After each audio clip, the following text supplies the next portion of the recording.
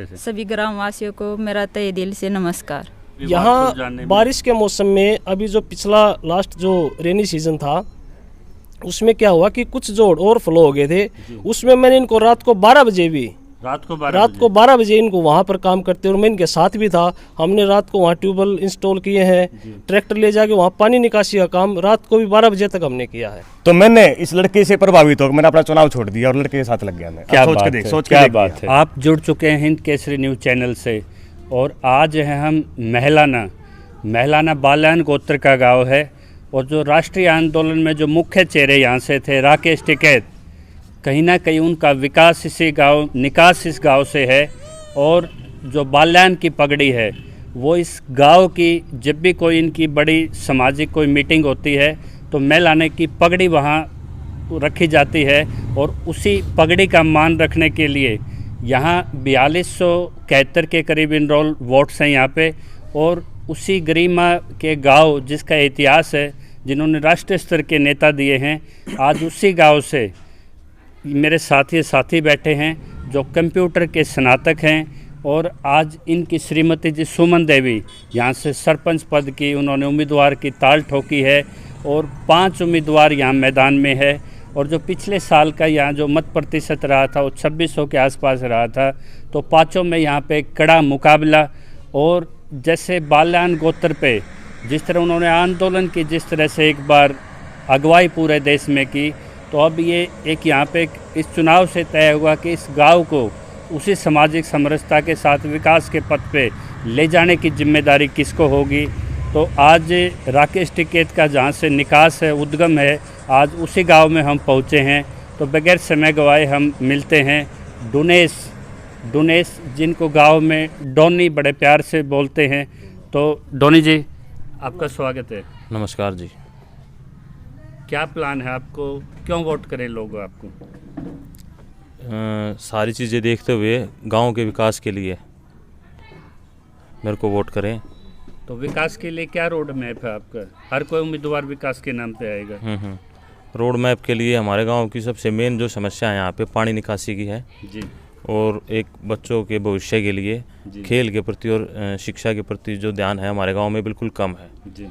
तो यहाँ पानी निकासी, और दूसरी जो मेन समस्या है खेल का, तो खेल स्टेडियम जो है रोड मैप में मेरे पास दूसरे नंबर पे है जी।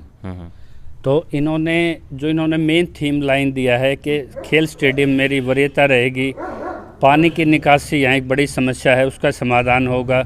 और एक डिग्गी का यहाँ एक तरह निर्माण चल रहा था जो काफ़ी स्लो गति पे है, हर गांव में स्वच्छ पानी पहुँचाना इनकी एक वरीयता रहेगी। और जो उम्मीदवार हैं यहाँ पे वो भी पोस्ट ग्रेजुएट हैं, यानी कि दोनों दंपति ये पढ़े लिखे हैं। हाँ जी, क्या नाम आपका? जी सुमन देवी, वाइफ ऑफ डोनेश कुमार। हाँ जी, कहाँ तक शिक्षा ली है आपने? जब मैंने पोस्ट ग्रेजुएट पॉलिटिकल साइंस से। जी। आपके पति ने जो रोड मैप हमें बताया है, यस, उसके लिए उनको दिन रात काम करना पड़ेगा। हाँ जी। हो सकता है आपको और आपके परिवार को वो इतना समय ना दे पाए, तो क्या आप इस चुनौती के लिए तैयार हैं? हाँ जी, मैं इस चुनौती के लिए तैयार हूँ। मैं अपने पति के साथ कंधे से कंधा मिलाकर चलना चाहती हूँ। तो ये जो गांव में जो महिलाएं हैं, जो वृद्ध महिलाएं हैं और जो हर एक वर्ग है, वो आप पे भरोसा कहाँ तक जताए? जी, वो मुझे सेवा करने का मौका दे। आने वाली 12 नवंबर को मेरा चुनाव चिन्ह है सिलाई मशीन। सभी ग्रामवासियों से हाथ जोड़कर विनती है, आप अपना कीमती वोट देकर मुझे सफल बनाए। अब जो सामाजिक समरसता की बात है, तो उनको साथ लेके चलने का क्या प्लान है आपका? हाँ, साथ तो सभी का चाहिएगा। गांव में हर एक वर्ग का 36 बिरादरी का साथ लेके चलेंगे। और गोत्र की जहाँ तक बात आती है, बाल्यान के साथ साथ हमारे गांव में 1-2 गोत्र और भी हैं, तो उनका भी समान रूप से वो था, उनका पार्टिसिपेशन भी आंदोलन में भी और हर जगह। देखो, टिकैत का टीका आप लोगों के माथे पे है। हाँ बिल्कुल है। तो बड़ी जिम्मेदारी आपके पास इस गांव की है। हाँ। तो जो आपका 5 जो साथी और जो चुनाव लड़ रहे हैं, उनके कहाँ आप किस परिप्रेक्ष्य में देखते हैं उनको? देखो, सबके अपने अपने एजेंडे हैं, उनका मेरे को नहीं पता, लेकिन मैं अपना एजेंडा आपको बता सकता हूँ कि मैं सिर्फ गांव के विकास के लिए ये चुनाव लड़ रहा हूँ। और मैं चाहता हूँ कि आगे चुनाव हो तो गांव सर्वसम्मति से अपना कैंडिडेट चुन दे। इतना काम मैं कराना चाह रहा हूँ गांव में। सिर्फ एजेंडा विकास का है। ये पहले ऐसे युवा सरपंच के लिए देखे हैं जो चाहते हैं कि मेरे गांव में ये अंतिम चुनाव हो, आगे से सर्वसम्मति से चुना जाए, लेकिन उसके लिए युवा को कोई ना कोई परिपाटी कुछ ना कुछ ऐसा करके दिखाना पड़ेगा, सबका दिल जीतना पड़ेगा और एक मत पे गाँव आगे मिसाल बने। ये एक बहुत अच्छी बात यहाँ से निकल के आई है। हाँ जी बालन साहब। जी जी आपको नमस्कार। जी नमस्कार। आप अधिवक्ता भी हैं जी और आप पढ़े लिखे भी हैं। आप जो इस युवा पे कितना भरोसा करता है गाँव यहाँ पे? देखिए, आज सोसाइटी गंभीर समस्याओं से घिरी हुई है। कोई युवा ही इस सोसाइटी में कोई चेंज लेके आ सकता है और बहुत ही मेहनती और कर्मठ और योग्य उम्मीदवार हैं डूने भाई हमारे, और मैं उम्मीद करता हूं कि बहुत भारी मतों से इस सरपंच इलेक्शन में जीत हासिल करेंगे। आपने इनकी योग्यता कहाँ पे परखी? मैं बचपन से इनके साथ रहा हूं। इनमें जो लीडरशिप का जो गुण है और लोगों को साथ जोड़ने का जो गुण है, वो एक अनूठा गुण है जो बहुत कम आदमियों में मुझे देखने को मिला। गांव के किसी काम में कंट्रीब्यूट करने में को भी यहाँ बारिश के मौसम में अभी जो पिछला लास्ट जो रेनी सीजन था, उसमें क्या हुआ कि कुछ जो ओवरफ्लो हो गए थे, उसमें मैंने इनको रात को 12 बजे भी रात को 12 बजे इनको वहाँ पर काम करते, और मैं इनके साथ भी था। हमने रात को वहाँ ट्यूबवेल इंस्टॉल किए हैं, ट्रैक्टर ले जाके वहाँ पानी निकासी का काम रात को भी 12 बजे तक हमने किया है। मतलब ये साइलेंटली काम करने वाले व्यक्ति? जी बिल्कुल, और सभी को साथ लेकर चलने वाले। हाँ जी, हाँ जी बाबू जी। हाँ जी बाबू जी। सबका साथ, हाँ जी, सबका विश्वास, हाँ जी। और सबका विश्वास। मैं राजेंद्र राज जांगड़ा है, छत्तीसगढ़ का विश्वास और इलाके के बाद मिलकर और गांव का विकास करें। ये जांगड़ा समाज से आते थे, तो लग रहा है कि जिस तरह समरसता है यहाँ पे कि सर्व जातियों का इनको एक तरह से समर्थन है और एक विश्वास इन पे जताया जा रहा है।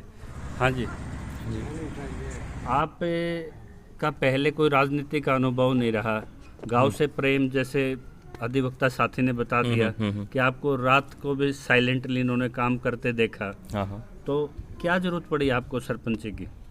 आप वैसे भी काम कर सकते थे। लेकिन कुछ चीज़ें ऐसी होती हैं कि एक सरपंच के ग्रांट के माध्यम से ही काम हो सकते हैं। जैसे पानी निकासी का है जी, मैं एक इंडिपेंडेंट इसको नहीं कर सकता था, लेकिन अगर गांव का साथ मिले तो ग्रांट लगाकर और उसके माध्यम से मैं इसका काम को कर सकता हूँ। एम्पावरमेंट के साथ आप काम करना चाहते हैं? जैसे खेल स्टेडियम है, वो किसी एक बंदे का काम नहीं है। जी। जब सरकार सहायता करेगी तो इसका निर्माण हो सकता है। तो ये है आपका उद्देश्य कि इसके पीछे एम्पावरमेंट हो? एम्पावरमेंट, हाँ। और भी कई सारी चीज़ें हैं, जैसे शिक्षा के स्तर पर देखें तो एक आधुनिक लाइब्रेरी जिसमें अच्छी सी एक कोई कोचिंग सेंटर भी खुल जाए, तो ये सारी चीज़ें हैं। और इसमें जो श्रीमती का आपका उनका विजन, वो आपके विजन से कितना मैच खाता है? वो उनका और मेरा विजन सेम ही है जी। उनका भी यही इरादा है कि भाई साथ मिलके काम करना है जी, और गांव के विकास के लिए काम करना दोनों ने। जो यहाँ जो बुजुर्ग वर्ग है और महिलाएं वर्ग है और एक पिछड़ा वर्ग भी बोलते हैं आर्थिक रूप से भी, तो उनसे क्या कनेक्टिविटी है आपकी, जो जिसके क्या सरोकार बनाया आपने? उनके लिए ये है कि जैसे पेंशन का जो यहाँ पे है, अभी कोई स्थायी एक जगह भी नहीं है डाक खाने की जहाँ पे मतलब पेंशन अच्छे से बढ़ सके। उसका भी पिछले 3-4 महीने से कभी वहाँ बैठ रहे हैं कभी वहाँ बैठ रहे हैं, वो सिस्टम चल रहा है। तो उसका भी है कि एक स्थायी सॉल्यूशन उसका करा जाए, और जो पेंशन का जो बांटते हैं उसका भी एक ऐसे हो कि भाई उसमें ज़्यादा टाइम ना लगे और बुजुर्गों को परेशानी ना हो। और जिनकी पेंशन कट रही है, हाँ, ऑनलाइन का लोगों को ज़्यादा बिल्कुल यहाँ ऐसे है कि बहुत सारे कई, जैसे मैंने गांव में देखा, बहुत सारे बंदे ऐसे हैं जिनकी पेंशन बननी चाहिए थी, उनकी नहीं बनी हुई है। जैसे वो भाई, जैसे कई विकलांग बंदे भी यहाँ मैंने देखे हैं जिनकी पेंशन बननी चाहिए थी लेकिन बनी नहीं हुई है अभी। तो वो भी प्रयास पूरा किया जाएगा कि उनकी पेंशन बन जाए, और जो भी 60 वर्ष के हमारे बुजुर्ग हैं और जिनका आर्थिक रूप से कमज़ोर हैं, उनकी पेंशन ज़रूर बनेगी। एक अच्छी पहल है कि युवा पढ़े लिखे आपके साथ हैं, तो युवाओं को क्या मिलने वाला है आपकी टर्म में? युवाओं को मिलने वाला है कि नशे से दूर होके खेल के प्रति और शिक्षा के प्रति अग्रसर करना उनको मेन उद्देश्य है युवाओं का। क्योंकि हमारा जो मेन बात है, हमारे बच्चे जब पढ़ेंगे लिखेंगे तो काबिल हो दिनेश जाएंगे। भाई, गांव से लोग पलायन करते हैं युवा कि हमारे पास अपॉर्चुनिटी यहाँ पढ़ने की नहीं है, माहौल पढ़ने का गांव में नहीं मिलता, तो कैसे आपको गांव को अपग्रेड करेंगे कि उनको सभी सुविधा एक जगह मिल जाए?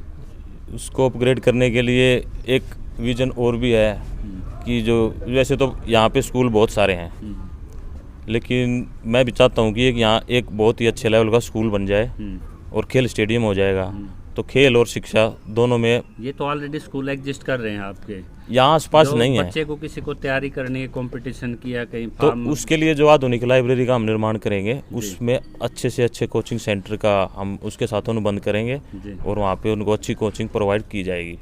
मतलब आप एक ऑनलाइन एक कोचिंग सेंटर देने के लिए उस पर बिल्कुल डिजिटल माध्यम से आजकल जितने भी कोचिंग सेंटर हैं अपने ऑनलाइन उनकी पढ़ाई चलती है, रिकॉर्डिंग क्लासेस होती हैं, तो वो प्रोवाइड की जाएंगी।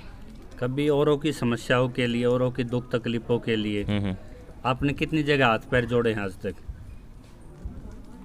औरों के लिए किसी दो भाइयों के विवाद हो जाए, किसी का दुख हो जाए, उसके लिए कितना अनुभव आपका कि दूसरों के लिए हाथ जोड़ना, पैर पकड़ना, उनकी समस्याएं निपटवाना? पिछले 1-2 साल से तो काफ़ी सारे केसेस हैं ऐसे जो मैंने किए हैं।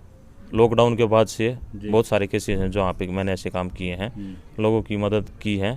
भाई किसी की जमानत है या किसी का झगड़ा हो रहा है उसको निपटाने की पूरी कोशिश, कई सारे काम हैं जो मैंने पिछले 2-2.5 साल से किए हैं।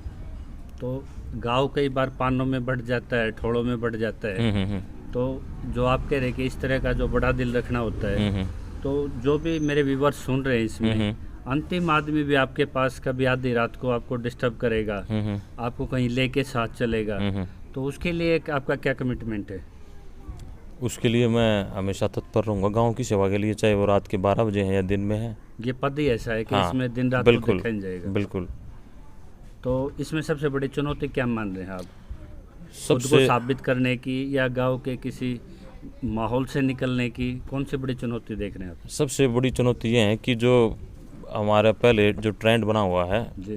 तो उसमें इतना ज़्यादा विकास नहीं हुआ अभी तक, तो सबको साथ लेके जो विकास करना है ये काफ़ी बड़ा चैलेंज होगा कि जिसको ज़रूरत है उसका काम बहुत ज़रूरी है। कितना टाइम चाहिए आपको एक चेंज दिखाने के लिए? 1 साल, 2 साल, कितना चाहिए? ये जो 5 साल का टर्म है इसमें जितने भी काम है मैंने कुछ वादे भी किए हैं और उनको अपने एजेंडे में लिखा भी हुआ है, जी। जैसे पानी की सप्लाई और निकासी, खेल स्टेडियम, जी, लाइब्रेरी। हम उसको डिस्प्ले भी करेंगे हाँ, सेंटर में एक जो इनके यहाँ पे commitment हमारे वाल्मीकि समाज है उनकी चौपाल भी है, जी।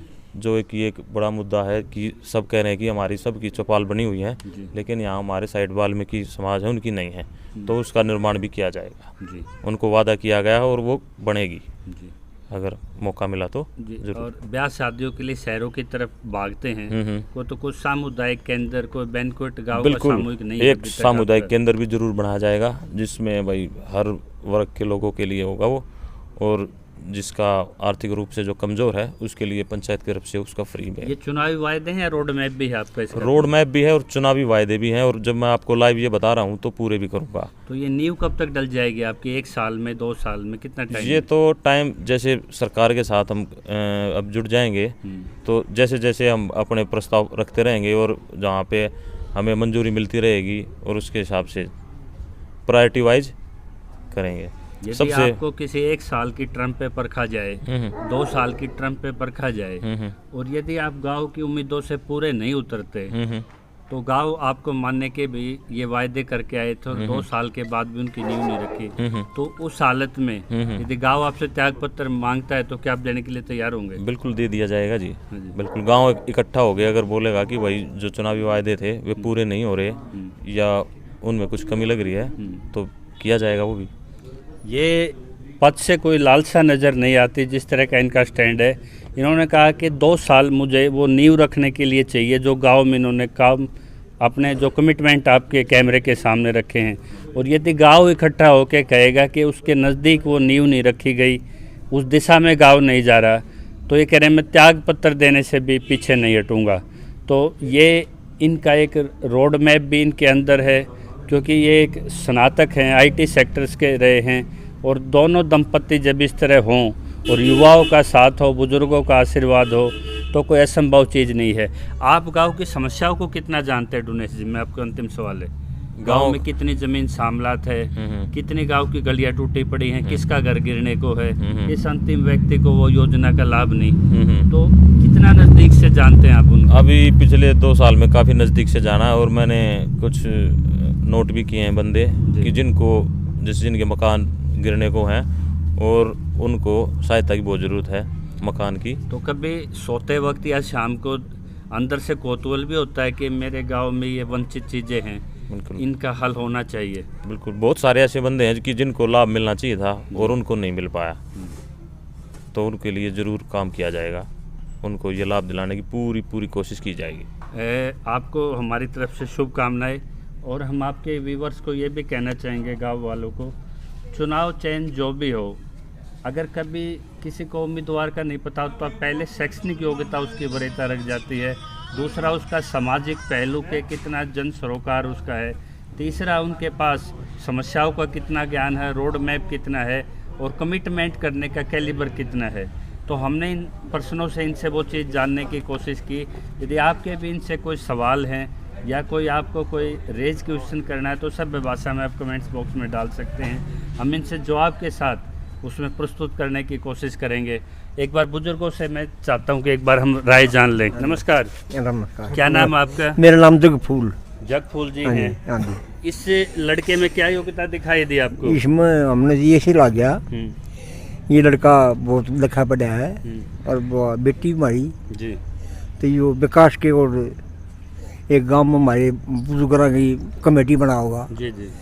एक हमारा जो हमारे कमेटी मतलब जो छोटे मोटे विवाद यही हाँ, जो मतलब कमेटी जो नहीं बनाएगी ना पथ है, जी जी, जो पहला बना करते यो बनाने की सोच रहा है। मतलब बुढ़ा की बूझ होगी। हाँ, बुढ़ा की बूझ हो जाएगी। हाँ जी, एक बुढ़े का आश्रम भी बड़ा होगा। जी जी जी, और हम तकलीफ ना होगी। जी जी जी। एक हमारे जो पशु है ना, हाँ जी, उनकी भी समस्या ठा रहा है वो, जी जी, घाट घूट या दिल्ली वाली जो नहर है लिंक है, उसका भी कोशिश कर रहा है, जी वो बहुत जरूरी है। जी जी, सफाई की बहुत सफाई की समस्या है। नमस्कार सफाई का जी, ध्यान बहुत से मेरा नाम सुनील है। जी, एक सफाई की बहुत ज़्यादा परेशानी है, हाँ जी, जो लगा रखे हैं सफाई वाले, वो करते हैं। वे मतलब उनके लिए ज़्यादा बड़ा काम हो जाता है। उसके लिए हम 2-3 आदमी और लगाएंगे और सफाई करवाएंगे। उनके तो ऑटो लिफ्ट वाले वो आ गए हैं, छोटे यंत्र हाँ, आ गए हैं, ये खरीद भी आएंगे। सकती है हाँ, पंचायत। गाड़ी लगाई जाएगी, सारा जो कबाड़ है वो निकाला जाएगा।